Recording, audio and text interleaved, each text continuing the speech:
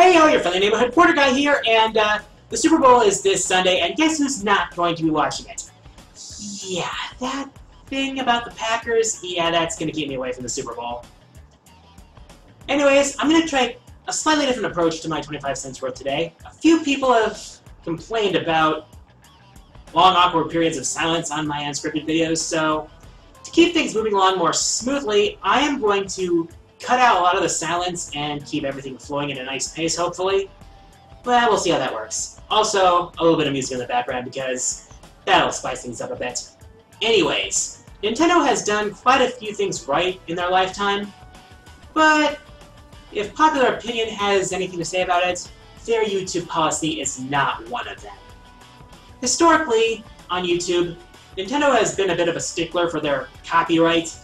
They often tend to claim videos like Let's Plays and reviews for third-party content, and as a result, they take all the profits from them. And Nintendo recently started rolling out their YouTube Creator Program, which allows content creators to get a cut of the advertising revenue from that. It sounds good on paper, but in practice, if you look at the fine print, it seems a little problematic.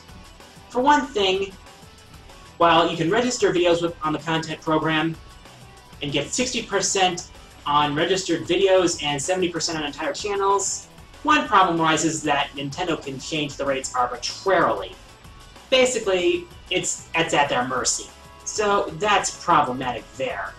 Second, and this is a big one, they have to approve each video for proper monetization, which means they can accept and reject at their whim. Now, ideally, that wouldn't be so much a problem because they could just look at the video and say, okay, no big problems here, it's good. But this offers up plenty of potential for abuse. I mean, if someone makes a review or Let's Play and is unflattering toward it, Nintendo could, keyword could, easily just say, hey, we don't like the content of this video, it's rejected. For Let's Players, I can understand a little bit, though I'm not going to go out on a limb to defend it. But when it comes to reviewers want people to make informed decisions about games. And that's not so easy to do if a company wants to basically use YouTube as a marketing arm. I like the idea of the program, but in practice, I see plenty of problems with it. And as much as I'll defend a lot of things about Nintendo, I cannot fully defend this. It's got way too many problems for it to be a viable solution, and in fact, quite a few video game publishers are okay with YouTube videos and such. That's just how I see it. Anyways, onto the fourth wall mailbag! Yeah, I thought of a clever name for that. First question comes from PokeSega64, who asks, who is your most hated Guilty Gear character? That's an interesting question. You see, a lot of the characters in Guilty Gear I either like, or I'm simply meh about. However, I have to say, one character that kind of annoys me is one of the new characters introduced in Guilty Gear Xrd. Specifically, one of the DLC characters, Elphelt Valentine. Now, I haven't read through the whole story, so I don't know everything that's going on with Elphelt, but for one thing, I can't really get that used to her playstyle, the whole dual-type gun thing, like sniper and shotgun switching between the two. I couldn't really get used to it. Another thing I really don't like about her is the way they went through the whole love freak angle on her. Now, this is different from Hard Aino, whose personality is more endearing than annoying, but with Elphelt, they took it way too far.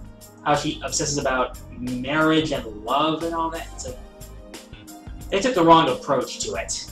One of her super moves has her slashing an opponent through a giant wedding cake, and her victory quotes are long and verbose about fantasizing about getting married and all that.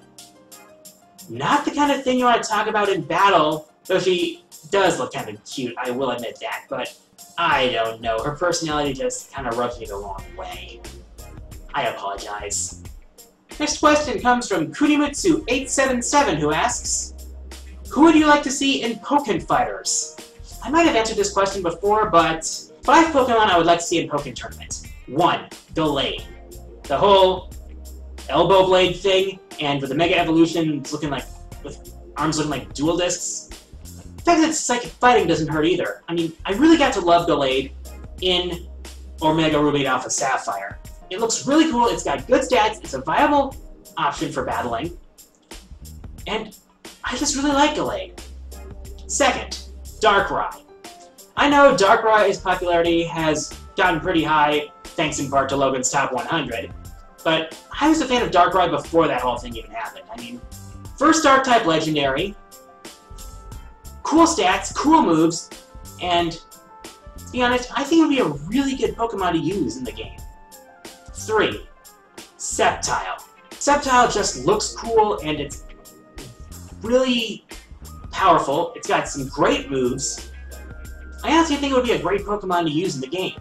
Considering it's not being restricted to bipedal Pokemon, and since we already have Suicune in the game, I would like to see Entei get in. I mean, it looks majestic, regal, badass, it's got some awesome Fire-type moves. I think it would be really fun to use. Lastly, let's go back to the first generation. Hitmonchan.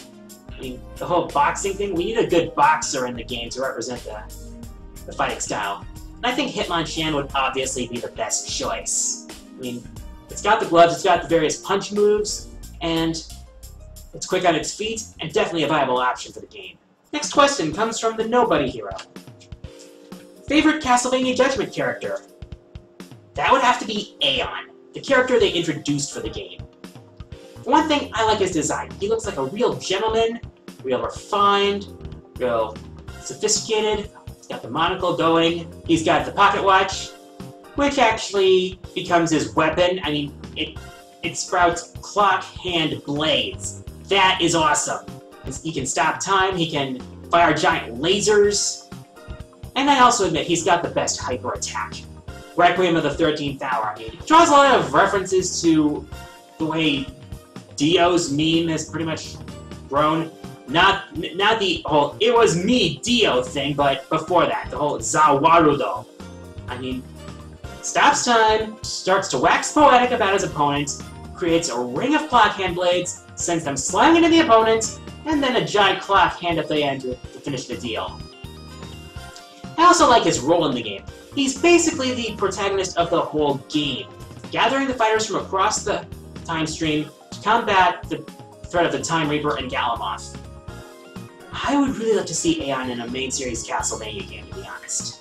That's just my opinion. Next question comes from Isaac Kiko, who asks, you put the final battle with Lumine from Mega Man X8 as an honorable mention on your top 15 favorite final bosses. What are your opinions on that fight? And I just realized I spoiled a big thing about Mega Man X8.